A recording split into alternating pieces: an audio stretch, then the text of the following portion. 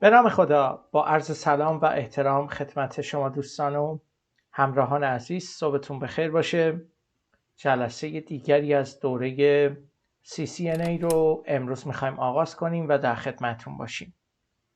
در جلسه دیروز راجع به سرفصل اکسس لیست که عرض کردم خدمتون، سرفصل مهمی هست، صحبت کردیم و یه تمرین اولیه مبتنی بر مفاهیم مربوط به اون بهش اشاره کردیم که قرار شد که یه تمرین کاملتر و جامعتری رو انجام بدیم. در جلسه امروز تمرین دوم اکسس لیست رو انجام میدیم که کاملتر بشه، با کامنت ها و نحوه پیاده سازی اون بهتر و کاملتر آشنا بشید و بعد سایر مباحث درسی خودمون رو دنبال بکنیم. خب بریم پس سراغ این که این لابلاتوار رو انجام بدیم. یه لابلاتواری ترسیم میکنیم، تعدادی سوال اکسس لیست روش مطرح میکنیم و پیاده سازی میکنیم که به این ترتیب بتونیم روند کار رو داشته باشیم و بهتر به فرایند کار بپردازیم.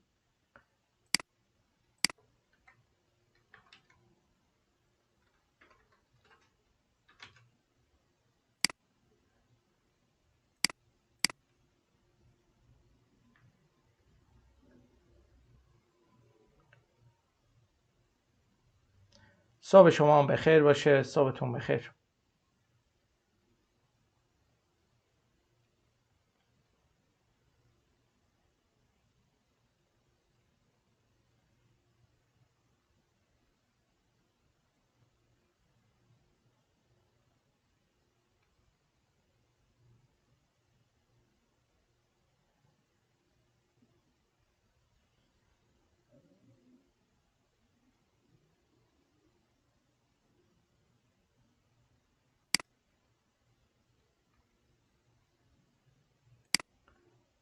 خب اما لابلاتواری که برای اکسس لیست میخوایم در نظر بگیریم و اجراش بکنیم، یه لابلاتواری است که با 2 تا روتر اجرا میشه، اما خب نودهای بیشتری رو روش ایجاد میکنیم تا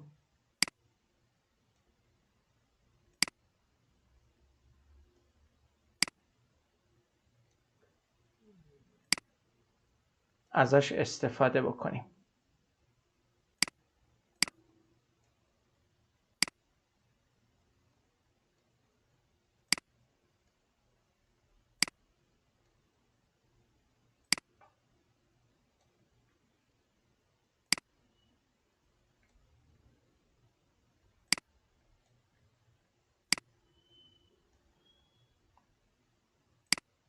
اول شکل کلی رو راه اندازی میکنیم با IP ادرس کانکتیویتی که برقرار شد.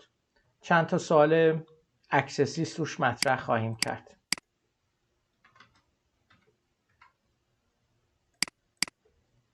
اینا رو من به هم وصل کنم.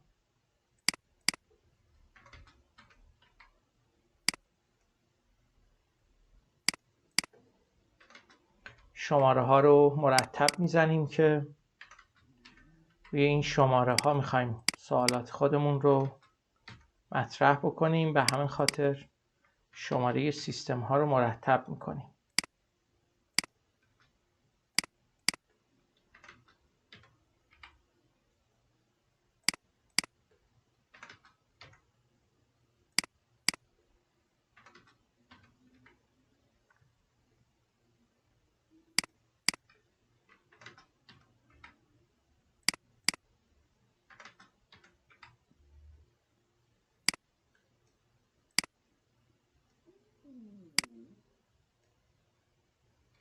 خب حالا کانکتیویتی هاشون رو برقرار کنم.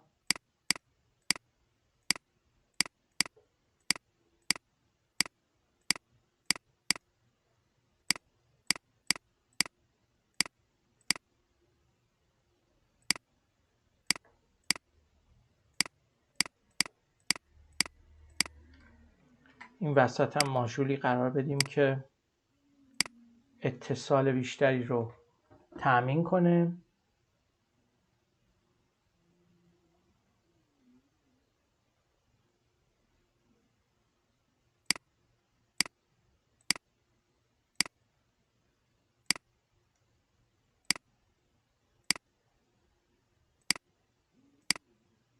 ارتباط اینا رو برقرار کنیم.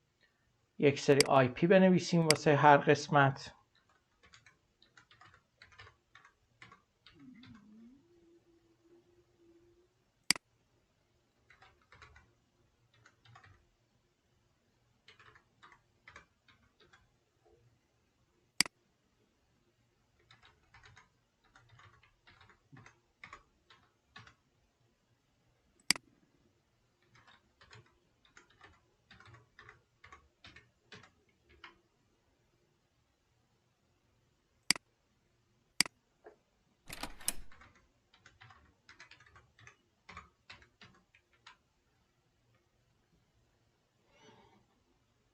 خب یه پروتکل مسیریابی هم میخوایم که همه اینا رو به هم وصل کنه.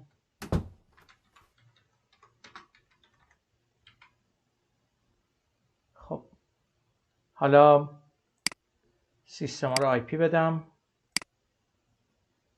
اول راه اندازیشون بکنیم، بعد برسیم به خدمتتون عرض بکنم که ادامه کار.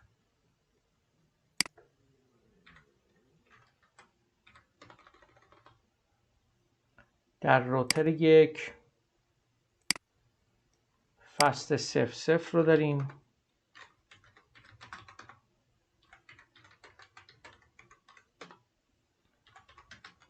IP ادرسش میشه 11.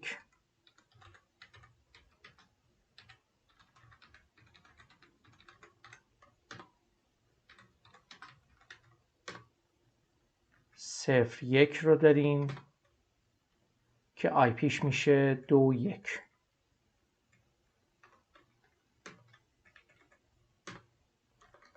و 10 رو داریم که میشه 12.1.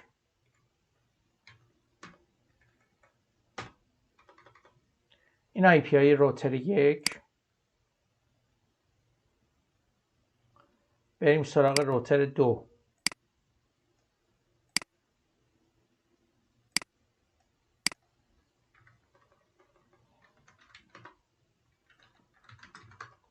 در روتر 2 فست 00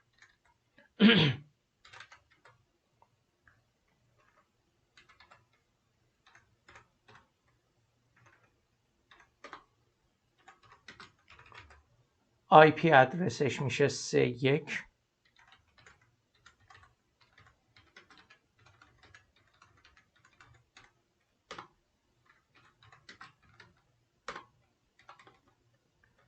صفر 1 میشه 4.1.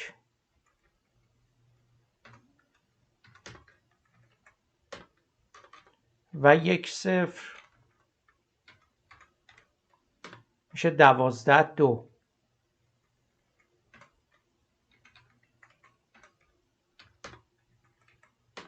این هم آی پی های این قسمت. سیستممون رو آی پی بدم بهشون. میتونیم با DHCP راه اندازی کنیم، میتونیم دستی آی پی بدیم. اینجا که حالا چون تعدادش زیاد نیست من دستی اینا رو آی پی میدم. اینجا که شبکه رنج 1 این میشه 1 2 با کتفه 1 1.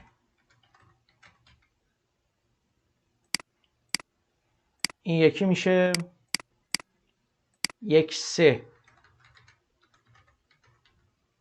با کتفه 1 1.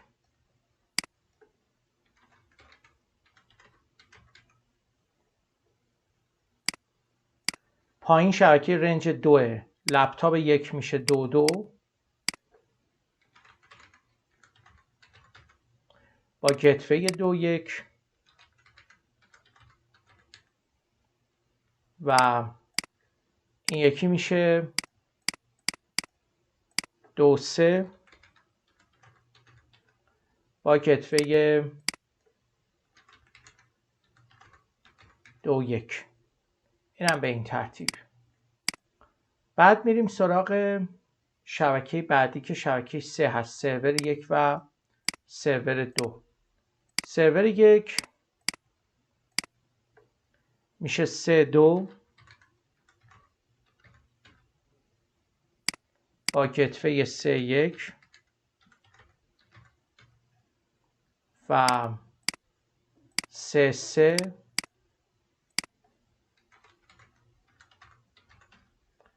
با گتوه 3 1.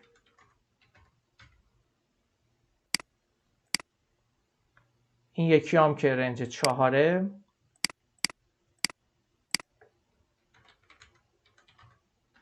4 2 با گتوه 4 1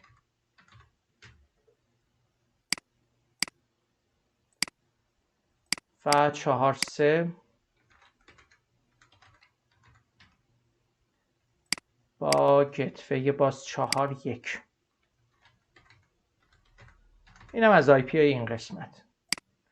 حالا پروتکل مسیریابی رو اجرا میکنم که EIGRP در AS 100 و یه تست میگیرم که مطمئن شم همه نقاط به هم وصلن و بعد میریم سراغ سوالای اکسس لیست. در روتر 1 EIGRP رو تعریف میکنیم.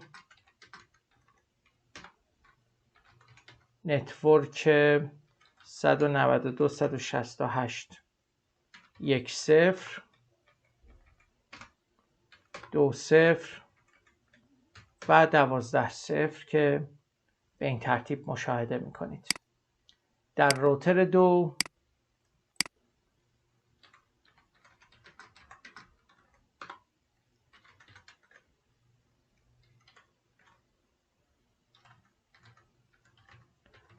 3 0 و 4 0 و اینم 12 0 که همسایگیش رو هم به ما میده. حالا یه پینگ میگیرم از PC 1 به طور مثال سرور 1 رو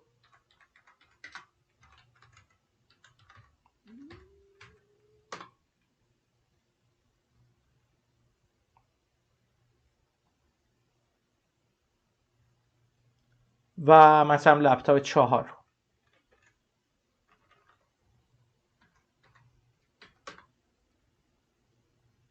که مطمئن شم ارتباط چیه؟ برقرار هست. اینم از این و همونطوری که مشاهده میکنید ارتباط از ابتدای شبکه نسبت به انتهای شبکه برقرار شده.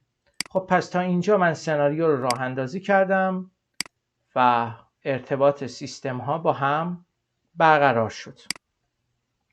میریم سراغ این که چند تا مسئله بگیم و توی مسائلی که هستش خدمتتون عرض بکنم با تمرین‌های اکسس لیست و مفاهیم مربوط به اون بهتر کار کنیم و کاملتر کار رو ببریم جلو. سوال اول: با توجه به دیاگرام دسترسی PC 1 به لپتاپ 4 از طریق پینگ مسدود باشد.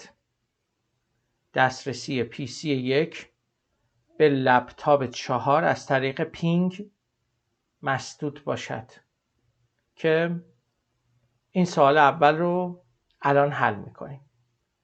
خب خوب دقت کنید دوستان که من یه روش جانمایی بگم با توجه به نکاتی که دیروز گفتم که موقعی که میخواید اکسس لیست بنویسید اول با استفاده از این روش مشخص بکنید شرایط استفاده رو و خدمتتون عرض کنم بعد متناسب با اون این رو اجرا کنید.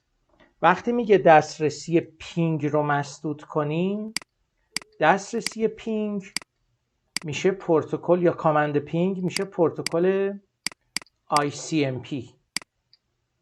پروتکل ICMP میشه IP پروتکل. IP پروتکل میشه اکسس لیست های اکستندد طبق نکاتی که دیروز گفتم، یعنی آی پی پروتکل ها رو باید اکستندد بنویسیم. اکستندد رو باید تو مبدأ بنویسیم. مبدأ این سوالی که مطرح کرده میشه روتر 1. پس به این ترتیب برای نوشتن این اکسس لیست از روتر 1 استفاده میکنم و تو R1 اینو مینویسمش. اینجوری نوشتم که با توجه به نکاتی که میدونیم جانمایی سوال رو باش آشنایی داشته باشید. پس میریم توی R1 دسترسی PC 1 یعنی 1.2 رو خدمتون عرض کنم به 4.3 مسدود کنیم از طریق پروتکل پینگ. وارد روتر 1 میشم.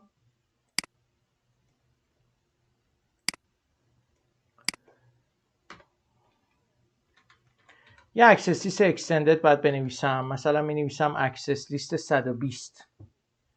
شماره های اکستندد از 100 بود تا 199. می نویسیم 120. اولویت چی هست؟ اولویت اینه که این دوتا به هم وصل نشند. پس میگیم چی؟ دینای. چه پروتکلی؟ ICMP. از کجا؟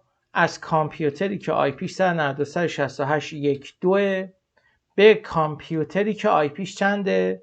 192.168.4.3 هستش. پس در خط اول این اکسس لیست من ارتباط پروتکل ICMP و پینگ رو به این ترتیب چیکار میکنم؟ مسدود میکنم. وقتی اینو مسدود کردم خدمتون عرض کنم که اولویت اصلی کار من خط اول اکسس لیست من انجام شد. حالا بعد از اینکه شما خط اول رو دینای کردید ICMP رو، باید به این موضوع توجه داشته باشید که اگر خط بعدی چیزی ننویسیم، خط بعدی اون دینای آله که دیروز گفتم میاد قرار میگیره و سایر اتصالات رو هم دچار مشکل میکنه. به همین خاطر شما خط دوم اکسس لیست اینجا یه پرمیت می نویسی که 1.2 به 4.3 دینای بشه از طریق پینگ، بقیه ارتباطات شبکه کماف سابق ادامه پیدا بکنه و دیگه اون دینای آله نیاد بقیه ارتباطات ما رو هم قطع کنه. پس یه اکسس لیست در خط دوم نیستیم. این تفاوت اصلیش با مثال دیروزه. در مثال دیروز 2 تا سیستم بود، اینجا یه شبکه وجود داره و سیستم های مختلفی هست. اکسس لیست 120 حالا میگیم چی؟ پرمیت. خب وقتی میخوایم بگیم سایر پروتکل ها کماف سابق به کار خودشون ادامه بدن، سایر پروتکل ها یا ساده ترش رو بگیم همه پروتکل ها میشه آی پی و شما میخواید بگید که هر آی پی از هر رنجی بود دیگه وصل بشه. دوباره عبارت انی رو می نویسید. انی اول از هر جایی و انی دوم به هر جایی خواهد بود. یعنی در خط اول اکسسیس 1 به 2 اگه 1 به 4.3 خواست پینگ بزنه پینگ رو میبنده، اما سایر دسترسی ها رو چیکار میکنه؟ پرمیت میکنه. ببینید PC 1 به لپتاپ 4 دینایی میشه. PC 1 باید به کل شبکه ارتباط داشته باشه. ما فقط گفتیم به لپتاپ 4 دینایش کنید. الان من اینو اینجا بخوام اعمالش کنم، این دینای آله میاد و جلوی ارتباط رو میگیره. به همین خاطر یه خط پرمیت می نویسید. اون دینای آله در حقیقت خنثی میشه. حالا به اینترفیس مبدأش یعنی 0.0 که مسلما ورودیش خواهد بود نزدیک مبدأ یعنی PC 1 اعمالش میکنیم. وارد اینترفیس فست 0.0 میشیم. کامند همین بود دیگه. IP Access Group شماره اکسس لیست این یا آوت که این میشه در جهت این، یعنی در جهت ورودی و نزدیک به مبدأ در حقیقت اینو در نظر بگیره. حالا تست میکنم. باید پینگ از PC 1 به لپتاپ 4 مسدود باشه.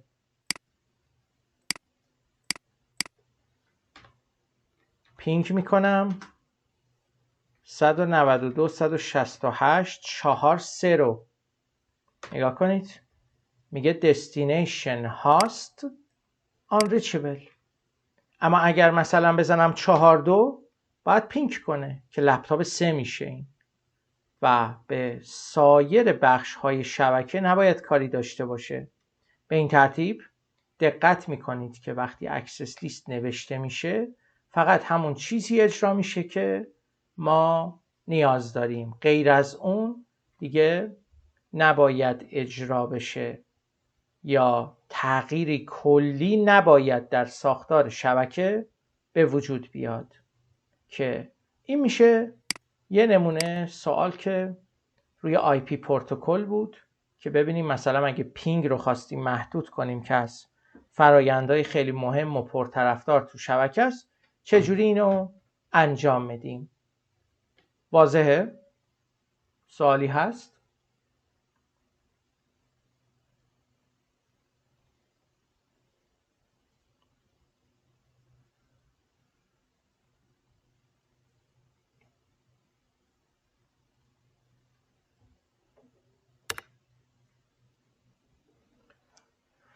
بسیار خوب. این همونطور که مشاهده کردید سوال اولی بود که مطرح کردیم و حلش کردیم که به این ترتیب باهاش آشنا بشیم. سوال دومی که اینجا میخوایم مطرح کنیم و حل بکنیم به این صورته: دسترسی لپتاپ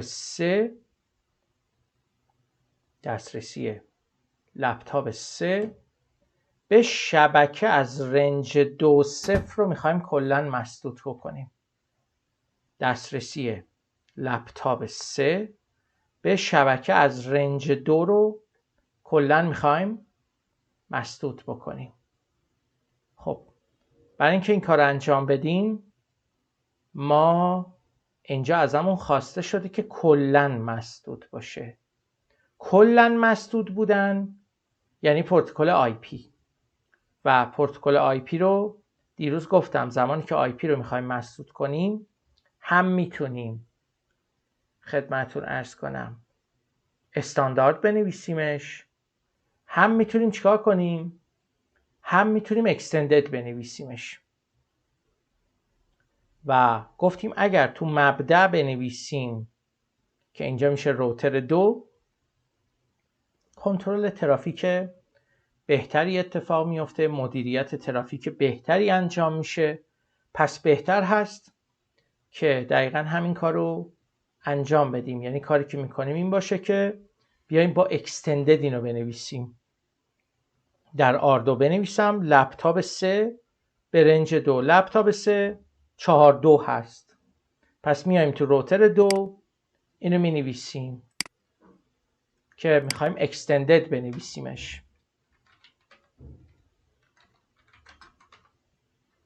خب اکسس لیست، اینجا یه اکسس لیست دیگه میخوام بنویسم. اون طرف وقتی من اکسس لیست نوشتم شماره 120 نوشتم تو اون روتره. اینجا روتر 2، اون شماره که تو روتر 1 نوشتیم به این هیچ ارتباطی نداره. یعنی اینجا اگه خواستم دوباره میتونم همون 120 رو بنویسم یا هر شماره دیگر و اینا چون به هم ارتباطی ندارند میتونید هر شماره‌ای که دوست داشتید یا عین همون شماره رو دوباره تو روتر دیگه ای بنویسید. خب میگیم اکسس لیست 120 اولویت چی هست؟ باز اولویت این است که دینایی بشه. اما گفته که چی دینایی بشه؟ کل ارتباط یا کلن مسدود باشه. وقتی میگه کلن مسدود باشه یعنی پروتکل آی پی. و خدمتتون عرض کنم پروتکل آی پی رو وقتی میخوایم مسدود بکنیم از هر جفت اکسس لیست‌ها میتونیم استفاده کنیم. خب دینایی باشه آی پی از کجا؟ از کامپیوتری که لپتاپ 3 یعنی آی پیش چنده؟ آی پیش 4.2 دیگه. لپتاپ 3 192 هاست که مینویسیم یعنی یه کامپیوتر مشخص، یه سیستم مشخص.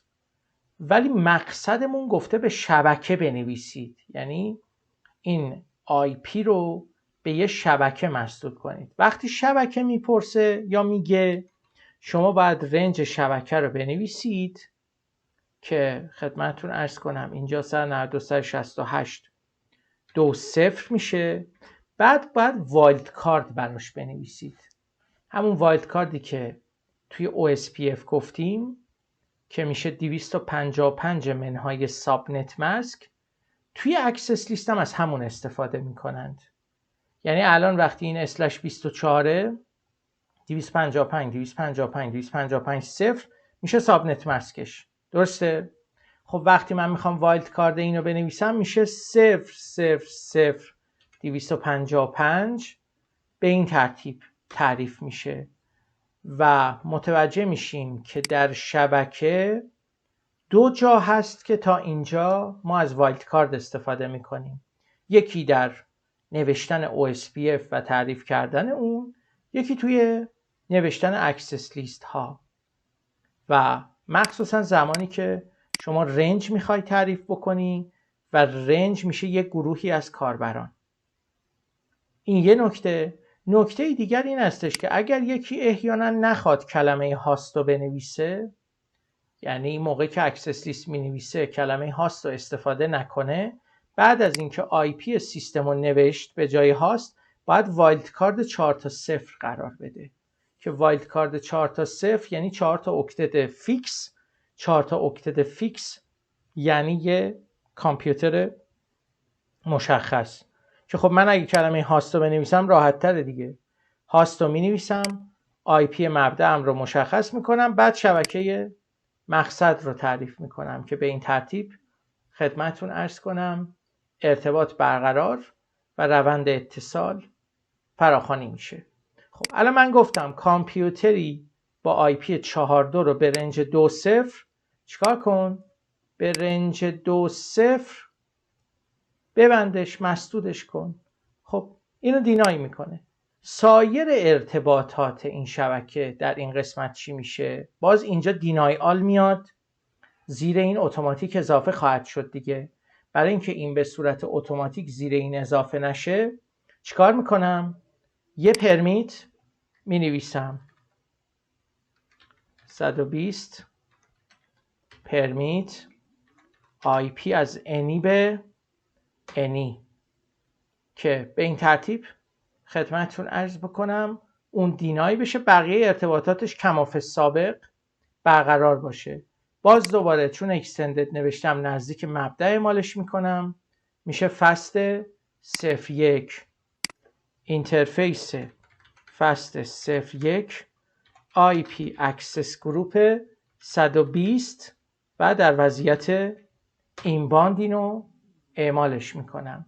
در وضعیت اینباند وقتی اینو اعمالش کردم مفهوم این است که از این لحظه به بعد شروع کنه به کار کردن و مورد استفاده بتونیم قرارش بدیم. خب میام تستش میکنم.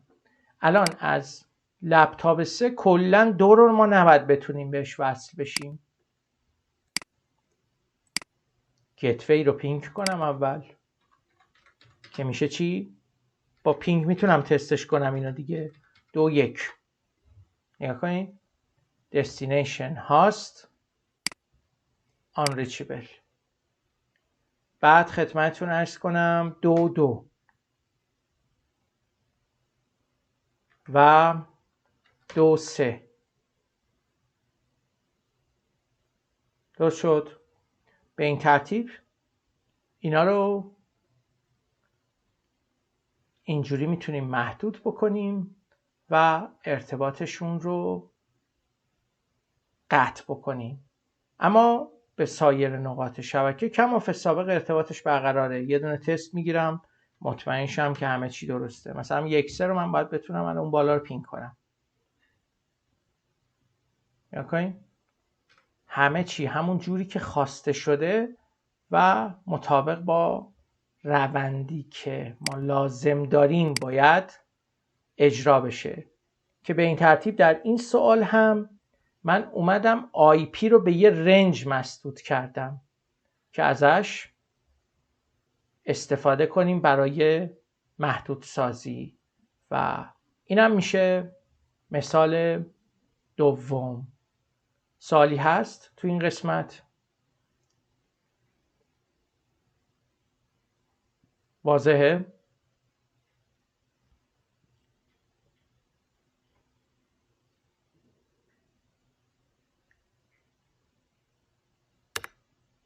خواهش میکنم.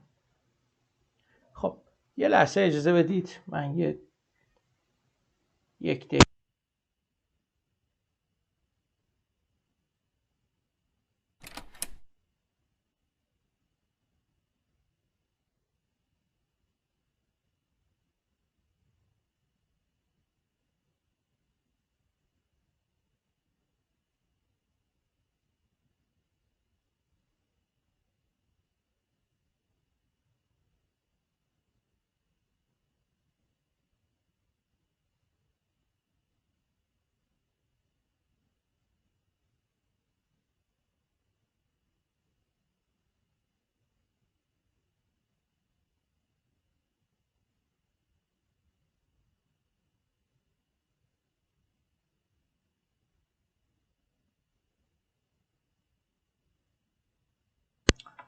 خب ادامه بدیم.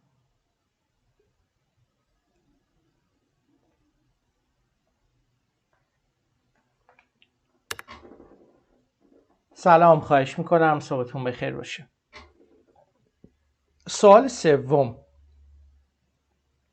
در سوال سوم میگه که دسترسی SSH به روتر 2 فقط برای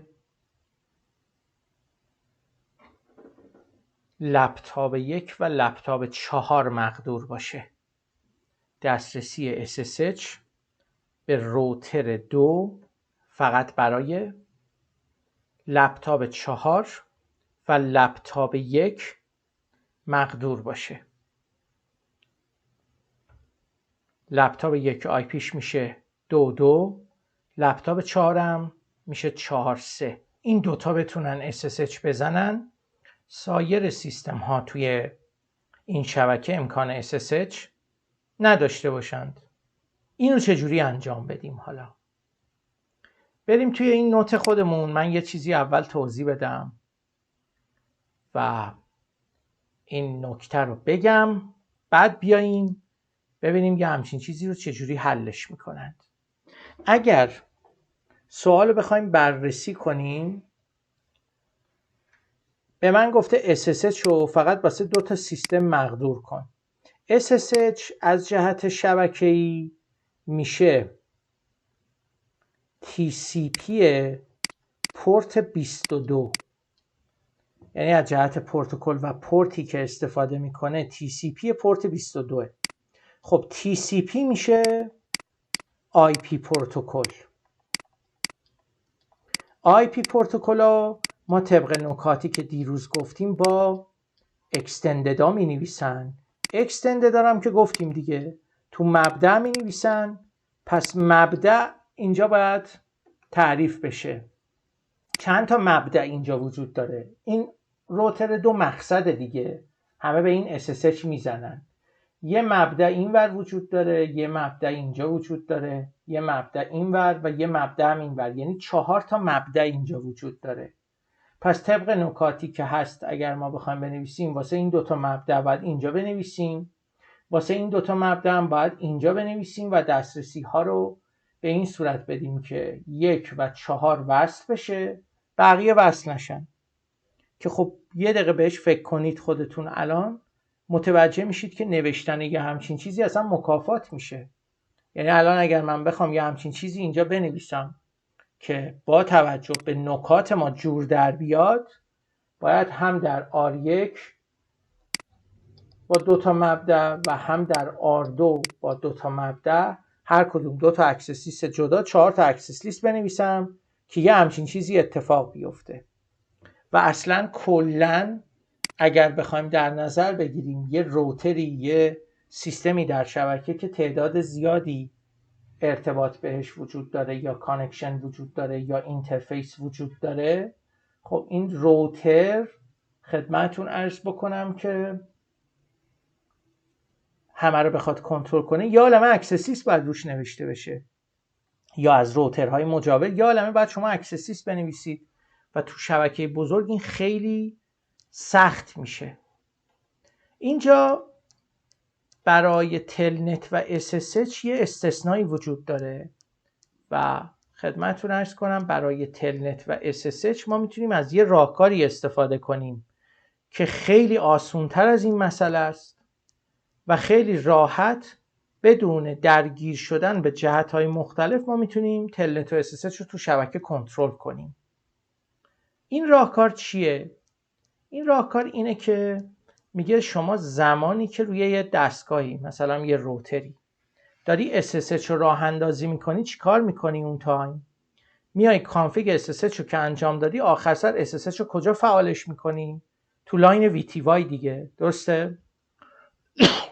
ما SSH رو که اومدیم فعال کردیم آخر سر اومدیم تو لاین VTY گفتیم لاگین لوکال و اجازه دادیم که از راه دور به روتر متصل بشن. این روند اتصالش بود.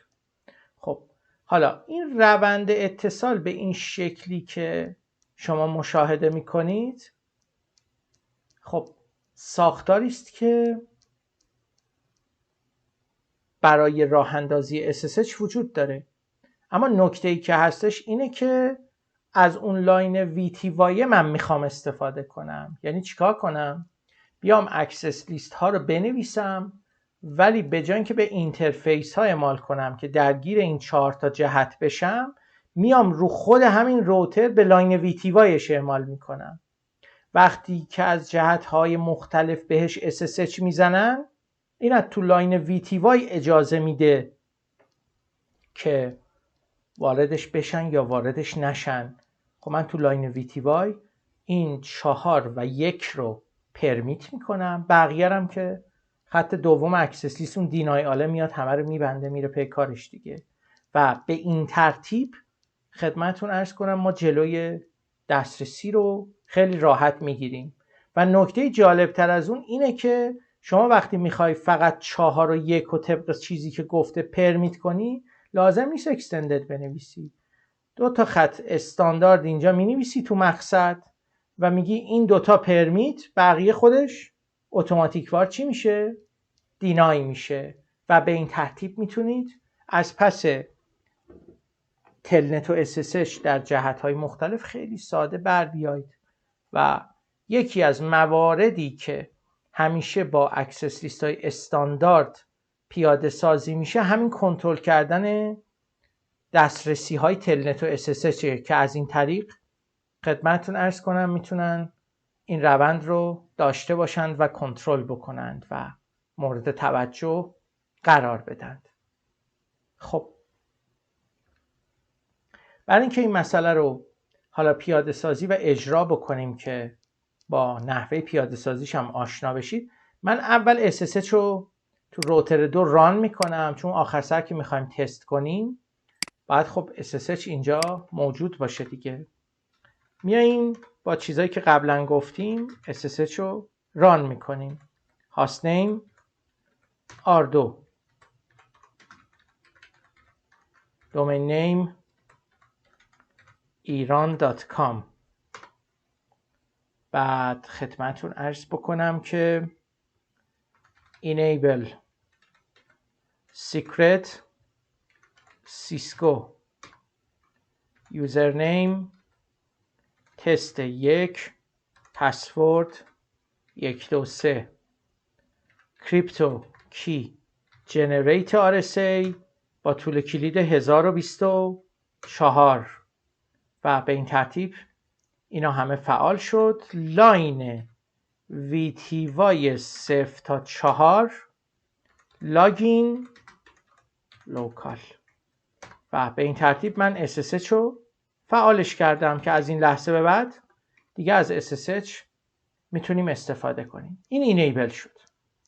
حالا من اکسس لیست رو همینجا می نویسم، یعنی استاندارد می نویسم و تو مقصد استانداردها تو مقصد می نوشتیم دیگه.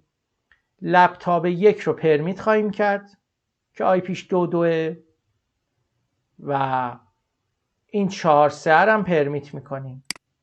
میایید همینجا تو مقصد می نویسید اکسس لیست مثلا 1 پرمیت باشه کامپیوتری با آی پی چند؟ 2 و پرمیت باشه کامپیوتری با آی پی 4 3.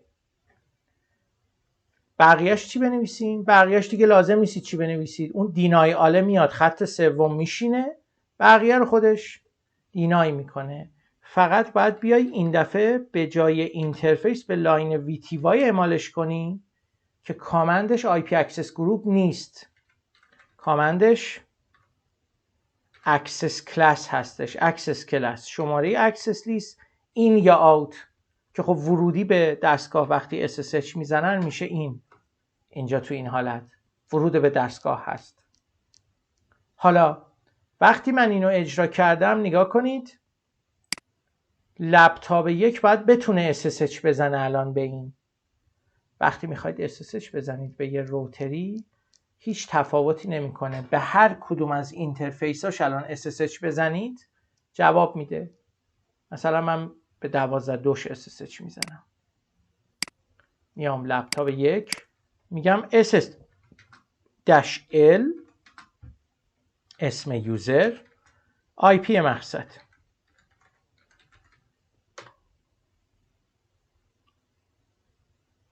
خب این رد میشه. ببینیم مشکلش کجاست. آی پیش چند بود؟ 192.168.2.2 بود، نباید رد بشه و باید کانکت بشه. پرمیت هایی که من نوشتم اینجا رو یه لحظه چک کنیم. اینم 2.2 درسته، اینم 4.3 و اکسس کلاس 1 این درست وارد شده. باید این بتونه SSH بزنه. بذارید یه بار دیگه چک کنم.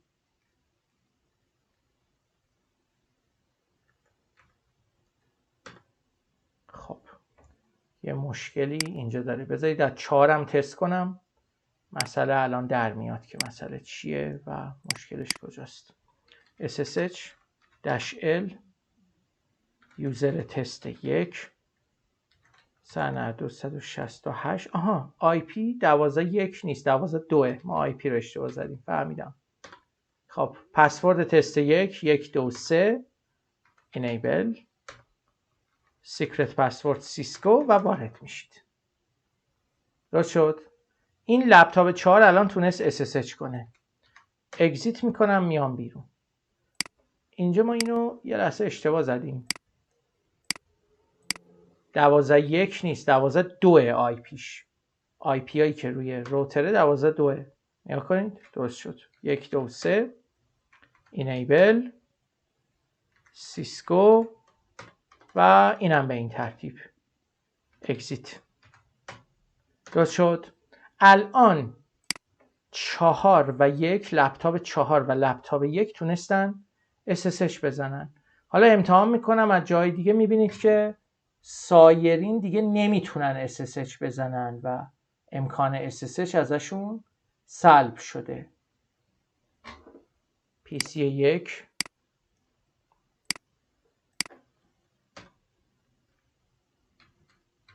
SSH-L اسم یوزر آی پی مقصد 12.2 نگاه کنید رد میشه. Connection refused by remote host یعنی شما نمیتونید ریموت بزنید. یا مثلا بیام از این سروره SSH بزنم نشونتون بدم که نمیشه.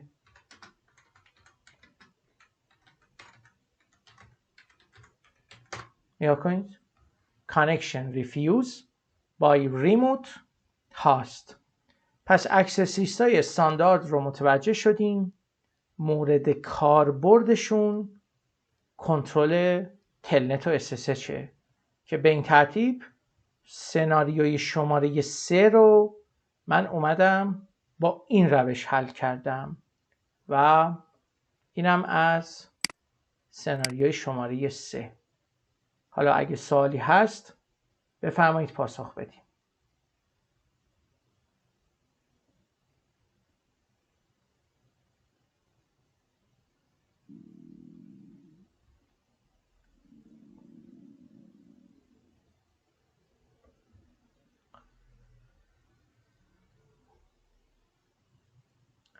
خب یه سوال دیگه هم حل کنیم که حسن ختامی باشه به سرفصل مربوط به خدمتون عرض کنم بحث اکسس لیست.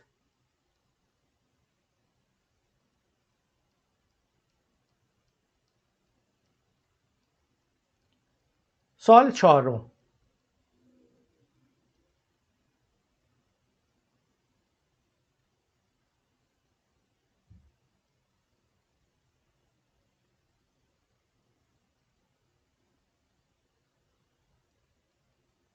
در سوال 4 ما میاییم یکی از سناریوهای پرکاربرد محدودسازی دسترسی در شبکه رو نسبت به سرورهایی که تو شبکه گذاشتم مطرح و پیاده سازی میکنیم. سوال اینجوریه، میگه که دسترسی لپتاپ 2 به سرور 1 فقط از طریق وب و به سرور 2 فقط از طریق پینگ مقدور باشد.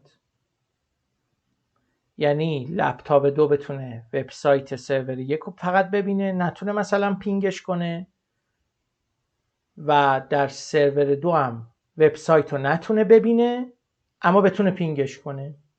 میخوایم اینو پیاده سازی و اجرا بکنیم. خب بریم جانماییشو بگیم و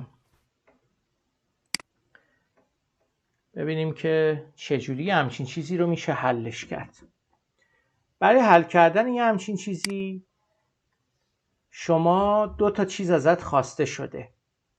یکی وب رو خواسته، یکی خدمتتون عرض کنم پینگ رو خواسته دیگه. خب وب چیه؟ وب TCP پورت 80 همیشه تو شبکه. پینگ چیه؟ ICMP. این دوتا از جنس چی هستند؟ باز دوباره IP پروتکل هستند. IP پروتکل ها رو طبق نکات همیشه بالا هم گفتیم باید به صورت extended بنویسید. extended ها هم که میدونید باید توی مبدأ ارتباط بنویسید. مبدأ این ارتباط هم با توجه به لپتاپ 2 R1. پس من برای نوشتن یه همچین اکسس لیستی که ازم پرسیده شده باید از روتر 1 یا R1 استفاده بکنم. خب بریم اینو بنویسیم و ببینیم که به چه صورتی خواهد بود.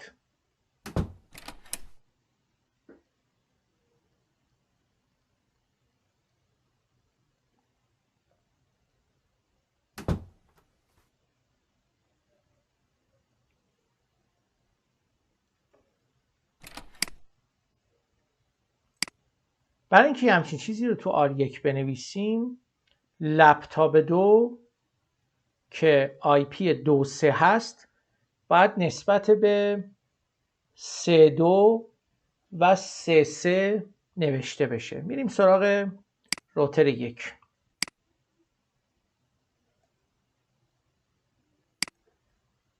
وارد روتر 1 میشیم. در روتر 1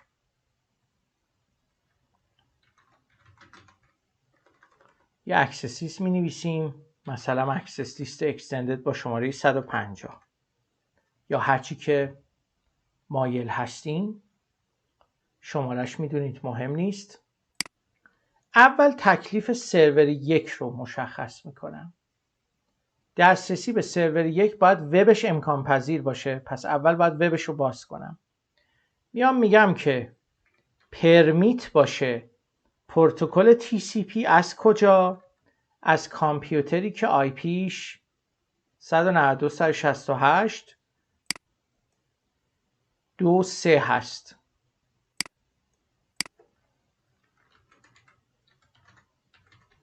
به سرور که اونم میتونید با هاست بنویسید که آیپیش چنده؟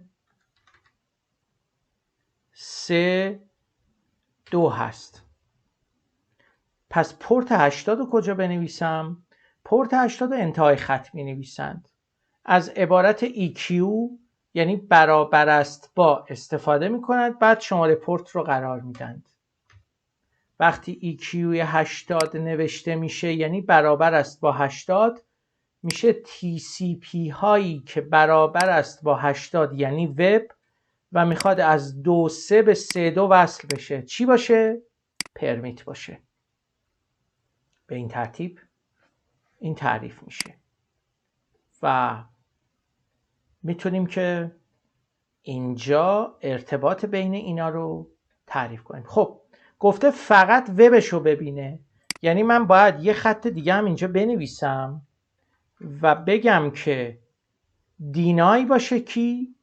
دینای باشه سایر ارتباطات کامپیوتری با IP 2.3 نسبت به سروری با IP 3.2. در خط اول اجازه بده وب وصل بشه، خط دوم کل ارتباطاتش رو ببنده نسبت به سرور 1. این دوتا خط میشه تکلیف سرور 1. خط سوم چی باید بنویسیم؟ خط سوم باید سرور 2 رو پینگش رو باز کنیم. اکسس لیست 150 پرمیت پینگ میشه چی؟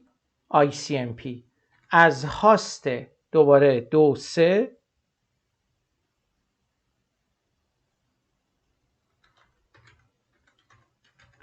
این دفعه به هاست چی؟ 3.3.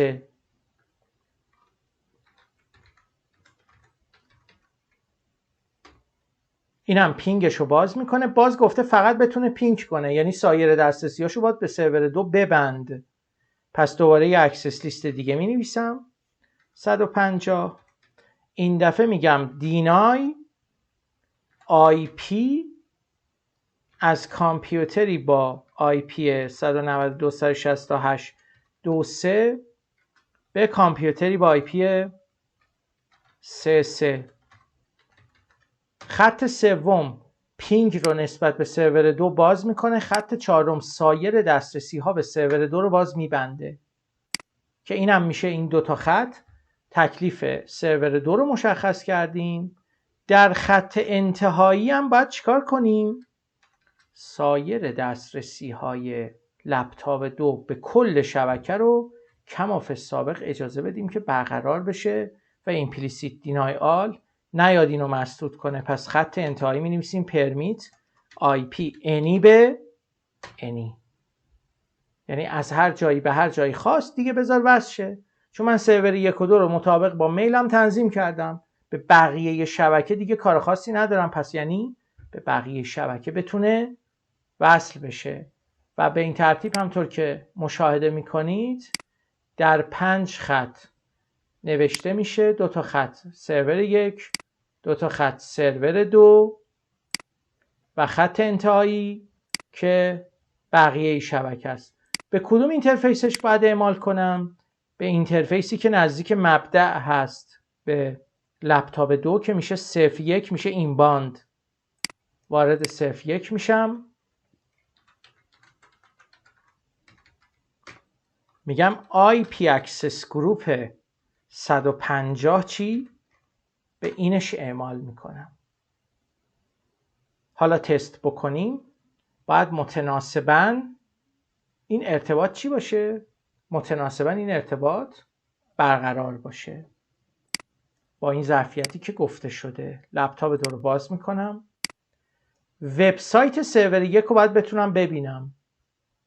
این مرورگر داره اینجا. اینو باز میکنیم. IP سرور 1 رو مینویسیم اینجا. میشه 3.2. ببینید وبسایت میاد بالا. حالا 3.2 رو شما نباید بتونی پینگ کنی. نباید بتونی پینگش کنی. پینگ 3.2 برقرار نمیشه. دستینیشن هاست unreachable. درسته؟ حالا 3.3 رو باید بتونم پینگ کنم. چون به من گفته فقط بتونی 3.3 رو پینگ کنی، یعنی سرور 2 رو که میتونم پینگ کنم. اما CSS رو نباید بتونم وبش رو باز کنم.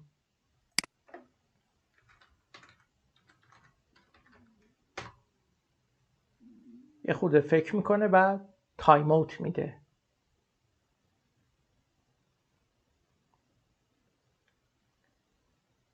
درست شد؟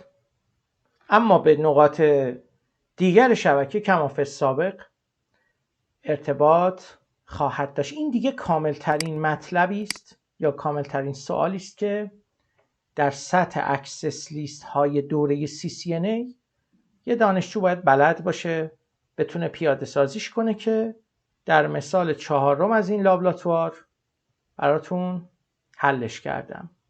حالا روی این اگر سوالی هست بفرمایید که پاسخ بدیم.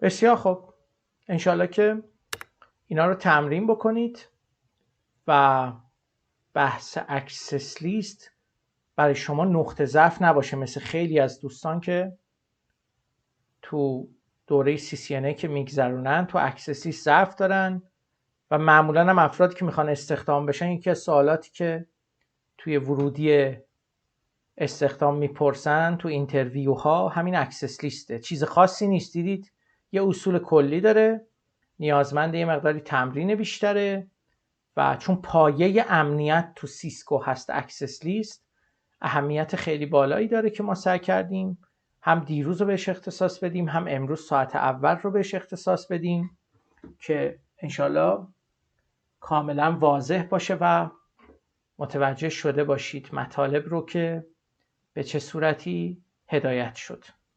اگر روی این قسمت دیگه مطلبی نیست، بحث اکسس لیست رو اینجا میبندیم و میریم سراغ سرفصل بعدی.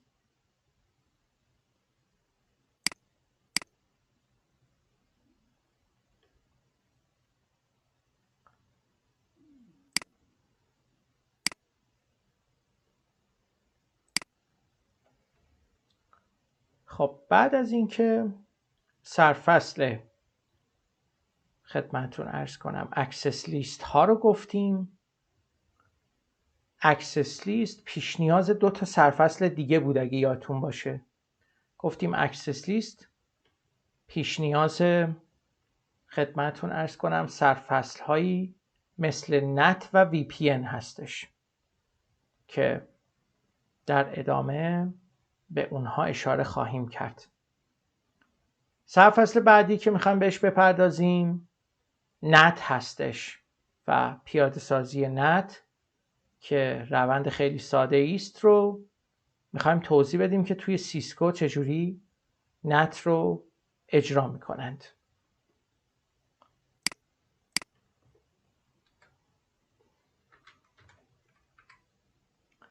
برای اجرای سرفصل نت یه شبکه خیلی ساده ای رو من راه اندازی میکنم و روی اون نت رو توضیح میدم.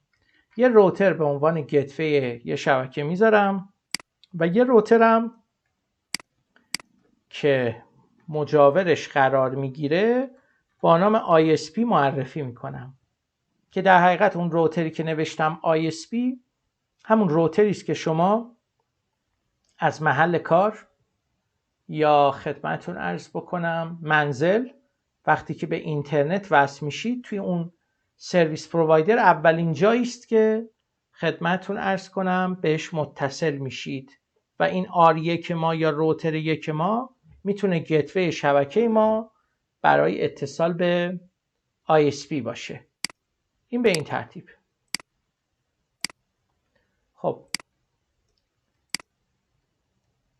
وقتی که من به بیرون از شبکه میخوام وصل شم، بیرون از شبکه همیشه از IP های پابلیک استفاده میکنه IPI پابلیک همه IP های اکثریتی هستند که در کلاس A و B و C ازشون استفاده میشه. یعنی ما اگر بخوایم IP های پرایویت و پابلیک رو تفکیک بکنیم، میدونید IP های پرایویت برای شبکه LAN استفاده میشند، IP های پابلیک برای شبکه WAN استفاده میشند. در کلاس A رنج 10 برای پرایویت استفاده میشه. سایر رنج ها یعنی 1 تا 127 برای خدمتتون عرض کنم IP های پابلیک هست. در کلاس B رنج 172.16 تا 172.31 برای پرایویت استفاده میشه. بقیه رنج ها پابلیک هست و در کلاس C 192.168.0 تا خدمتتون عرض کنم 255 برای پرایویت استفاده میشه و بقیه رنج ها برای دنیای پابلیک هست. حالا با توجه به اینکه ما درس سابنتینگ و مسک های متغیر رو هم گفتیم، یک IP به صورت مسک متغیر می نویسم که IP پابلیک هست، این میشه شبکه بیرونی. بعد پشت روتر یک 2 تا نتورک داریم یا 2 تا شبکه لن داریم که 2 تا سویچ براش قرار میدم.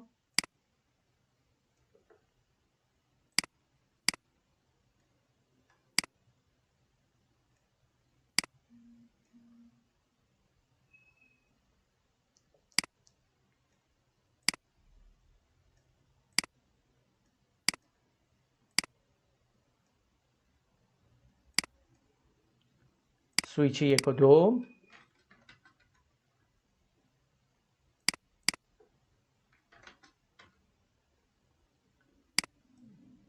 اینجا هم یه دونه باز ماژول باید قرار بدم. اینا رو وصل میکنیم.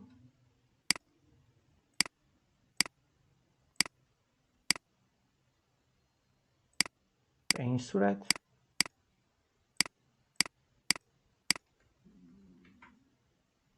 اینجا رو میگیریم رنج 1.0 پرایویت کلاس C به صورت استاندارد. اینجا رو میگیریم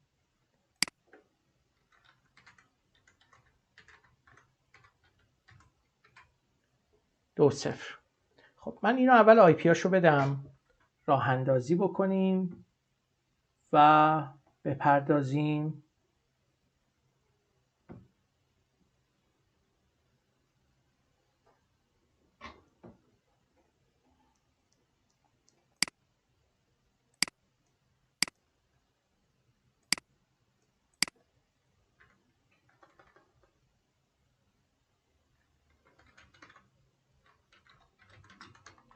اینترفیس فست 0.0 اول یه آی پی اینجا داره 1.2.3.0/28. آی پی بخوام بدم اینجا میشه 1.2.3.1 28 میشه چی؟ 255 255 255 240.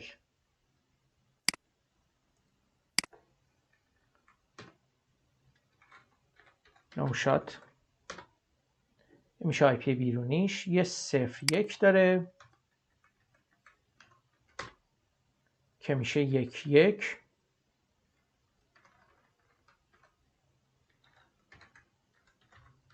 اما مسکش چیه؟ /24. پس اینو تبدیلش میکنم به 0 نوشات و یه دونم این پایینیه 1.0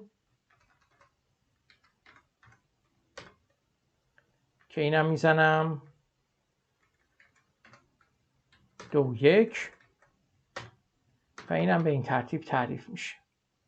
حالا این برای داخل شبکه رو من میام DHCPش میکنم.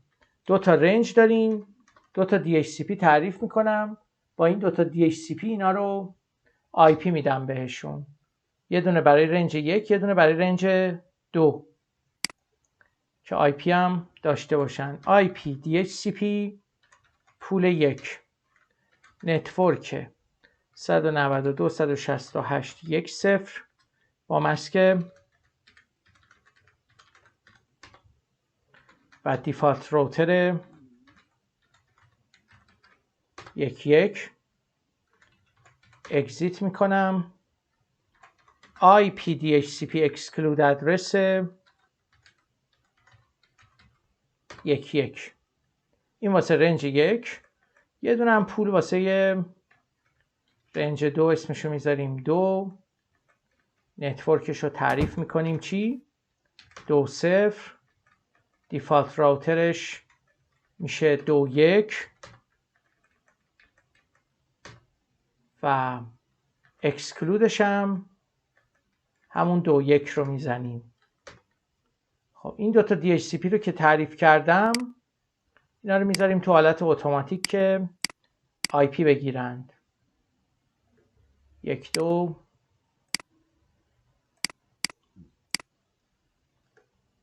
1 3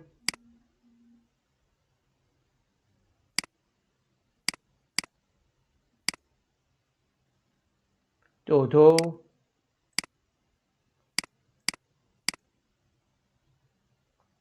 و 2 3 همونطور که میبینید IP رو دریافت کردن. این از این. ISP هم که اصلا شبکه ما نیست، من فقط یه IP بهش میدم که فقط یه IP پابلیک خواهد داشت در این سناریو و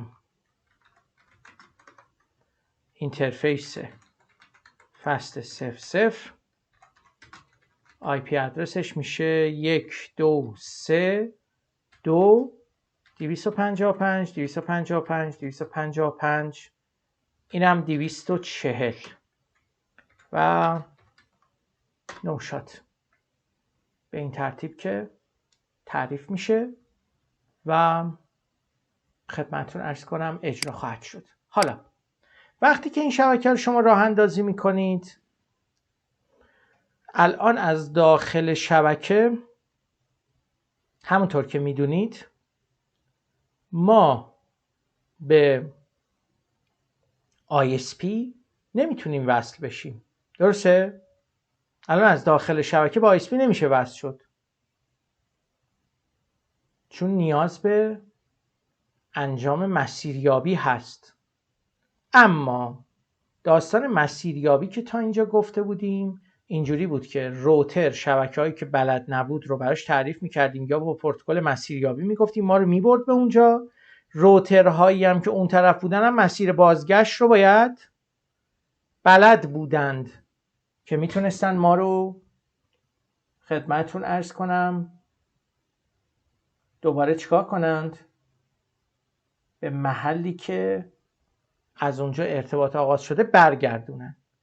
اما داستان اینترنت فرق میکنه.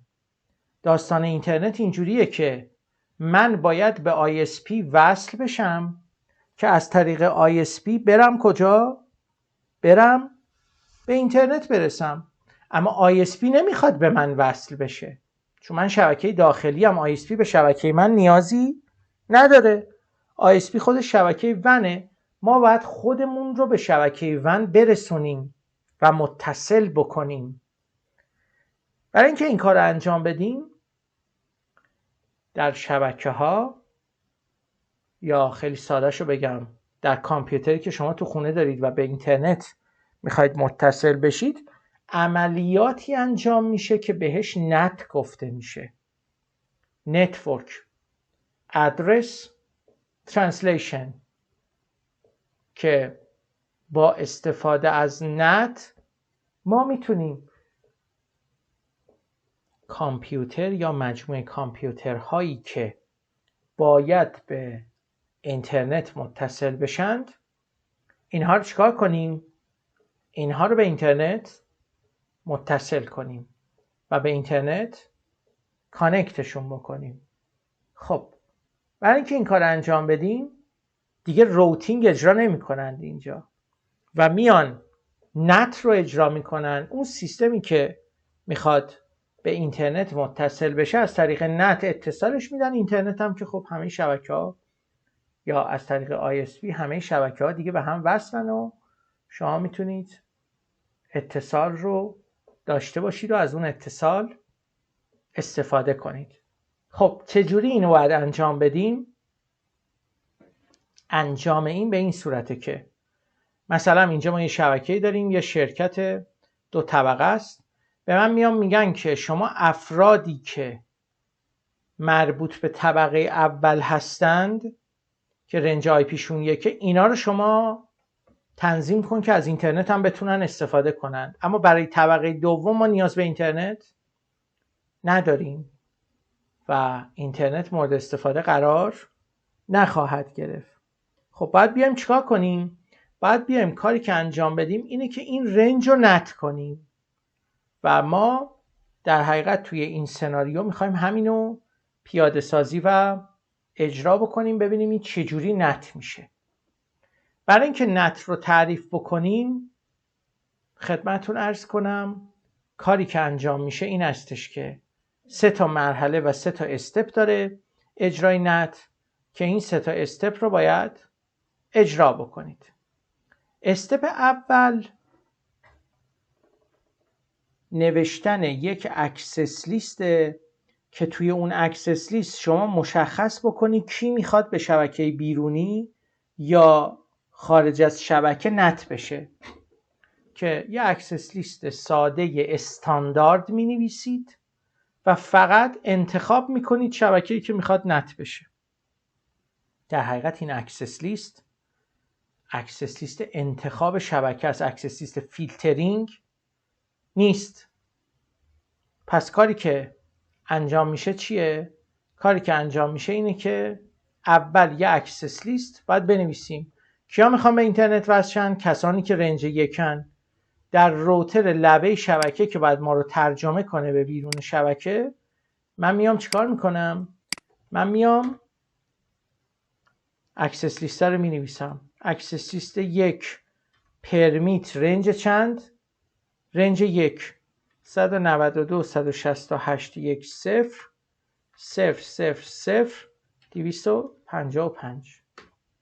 اینو پرمیت میکنم که در حقیقت حالا میبینید در ادامه موقعی که کامند نت رو میخوایم اجرا کنیم از این اکسس لیست توی اون کامند استفاده میکنیم و این اونجا مورد استفاده خواهد بود.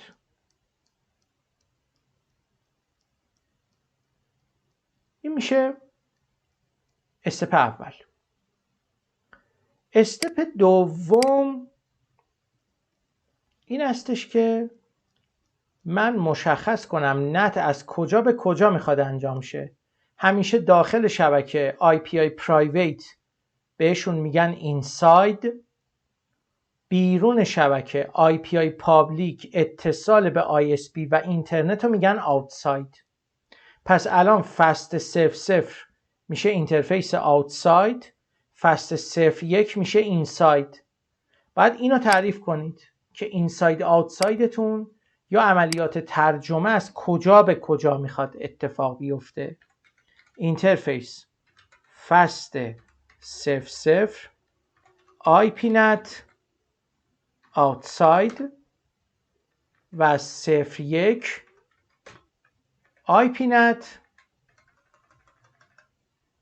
inside.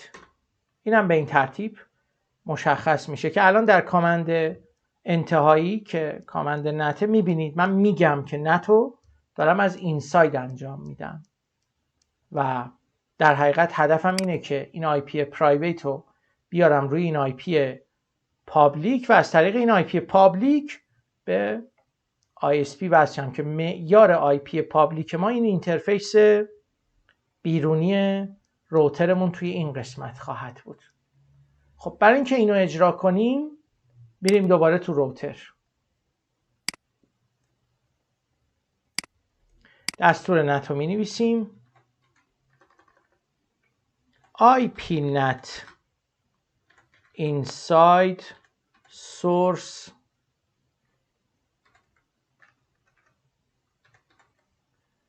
لیست برای لیست 1 اینترفیس فست اترنت 00 اوورلود. اینجا گفتیم که نت از اینساید شبکه به عنوان مبدأ ارتباط انجام خواهد شد. برای کیا؟ برای اونایی که توی اکسس لیست 1 تعریف شدن و اینا رو ترجمه میکنیم به چی؟ ترجمه میکنیم به اینترفیس بیرونیمون، آوتسایدمون، به روش اوورلود.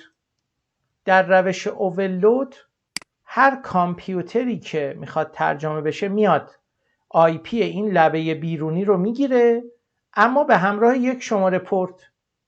یعنی مثلا سیستم اول به طور مثال میگم میشه 1 2 3 1 آی پیش 2 نقطه شماره پورتش، مثلا یه شماره پورتی. سیستم دوم دوباره میاد اینجا آی پیش میشه 1 2 3 1 2 نقطه دوباره یه شماره پورتی. اینو اصطلاحاً بهش میگن روش اوورلودینگ یا استفاده از پورت ها. چون ما آی پی بیرون شبکمون یا لبه شبکمون که آی پی پابلیکه یه دونه آی پیه، اما شما ممکنه توی سازمان، توی شبکه، توی مجموعه تعداد قابل توجهی کامپیوتر داشته باشی که میخوای اینا رو به اینترنت وصل بکنی.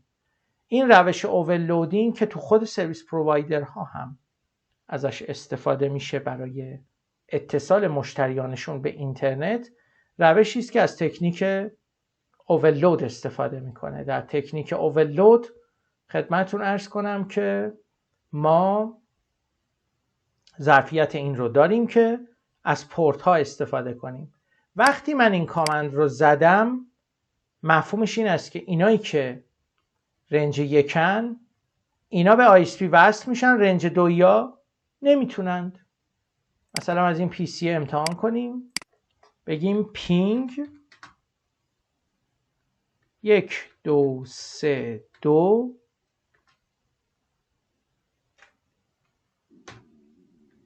تست پینگ رو انجام بدیم. به این صورت 1 2 3 2 ببینید ارتباط برقراره. اما سیستمی که 2 یا رنج 2 نمیتونه ارتباط بگیره با بیرون و چون نت نشده امکان اتصال به آی اس پی رو نخواهد داشت.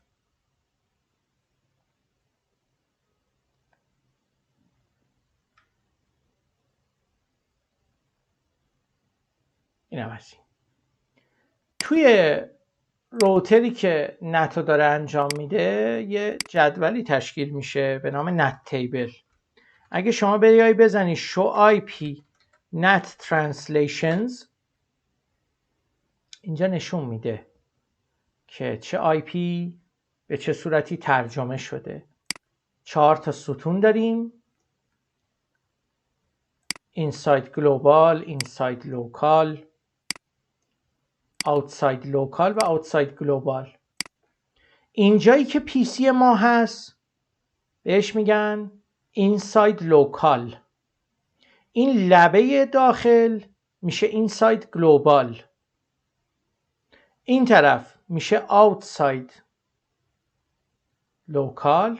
خود اینترنت تخصصاً بهش میگن outside global و به این ترتیب محدوده هایی که میبینید تعریف میشه و قابل استفاده خواهد بود.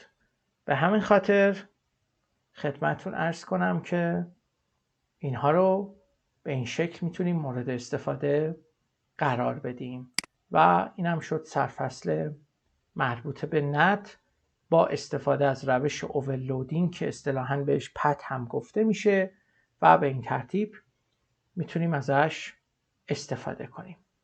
خب واضحه؟ سوالی نکته‌ای هست یا نه؟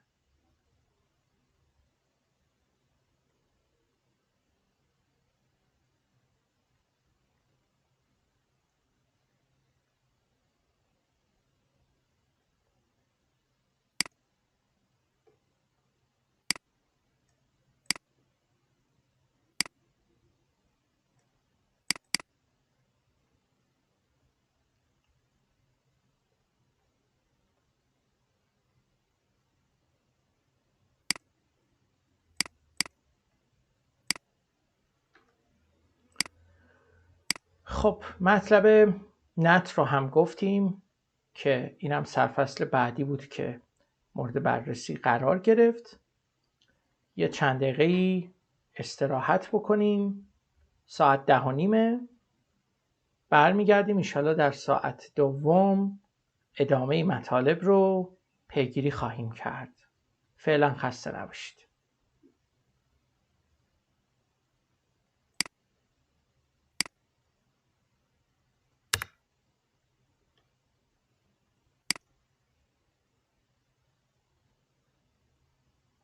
خواهش میکنم.